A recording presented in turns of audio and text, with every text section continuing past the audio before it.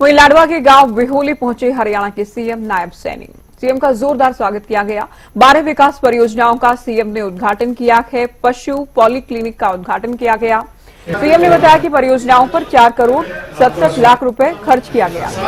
कांग्रेस की सरकार में केवल करप्शन होता था, लेकिन हम अंत्योदय के परिवारों को फायदा पहुंचाने के लिए प्रयासरत हैं।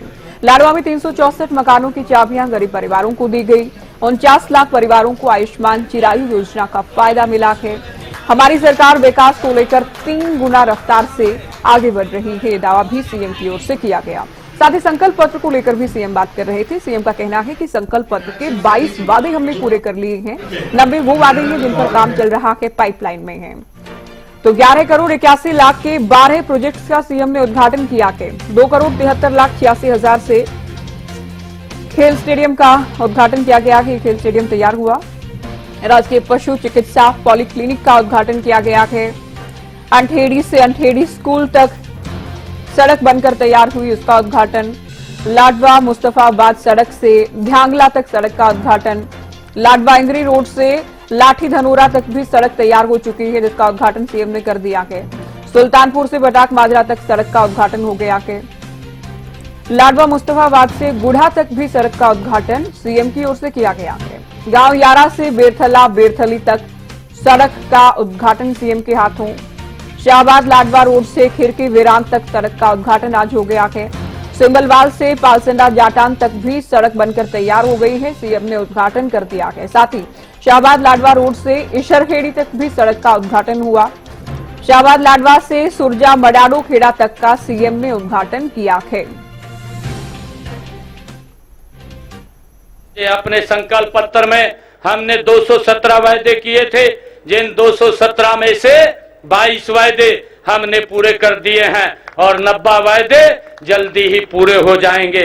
वो पाइपलाइन के अंदर है, इसी वर्ष के अंदर वो पूरे हो जाएंगे। पिछला कांग्रेस का 10 साल का शासन देखे, मात्र 310 करोड़ रुपए के यहाँ पर कार्य हुए हैं और वो भी कार्य इस प्रकार के हुए हैं कि जिससे लोगों का विश्वास उठता है। उसमें भ्रष्टाचार बहुत ज्यादा मात्रा में होता था, परंतु हमने एक योजनाबद्ध तरीके से लाडवा क्षेत्र का विकास कराने का काम ये पिछले 10 वर्षों में हमारी सरकार ने किया है। और मुझे ये भी खुशी है कि हमने कई योजनाएं हमारी सरकार ने गति से योजनाबद्ध तरीके से हम हरियाणा प्रदेश को आगे ले जाने का काम कर रहे हैं। पशु चिकित्सालय में जिसके ऊपर 4 करोड़ 67 लाख रुपया खर्च आया है और यहां पर ये हॉस्पिटल सभी आधुनिक सुविधाओं से ये सुसज्जित है। यहां पर्याप्त संख्या में डॉक्टर भी हैं, यहां पर ऑपरेशन थिएटर भी है, यहां पर लेबोरेटरी भी है। लेबोरेटरी के साथ साथ यहां पर पशुओं को अगर कोई फ्रैक्चर आ जाता है तो एक्सरे मशीन भी है। ये पहला ऐसा हॉस्पिटल जिसमें सभी सुविधाएं इसमें सुसज्जित हैं।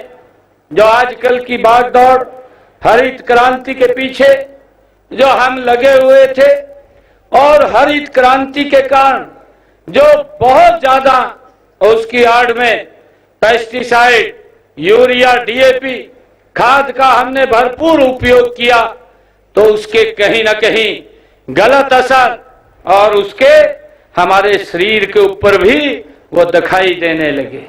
कई प्रकार की बीमारी है, क्योंकि ये पेस्टिसाइड्स आज हमारे सामने आने लगी। और मेरा आग्रह है कि जब हम पशुपालक की बात कर रहे हैं तो हमें अपनी खेती को भी प्राकृतिक खेती की तरफ ले जाने का भरपूर प्रयास करना चाहिए। मैं आग्रह करूंगा कि इस प्राकृतिक खेती में सबसे ज्यादा अगर उपयोग कोई है तो ये गौ माता का गोबर हमारी प्राकृतिक खेती में उपयोग होता है और हमें इसका उपयोग करना चाहिए।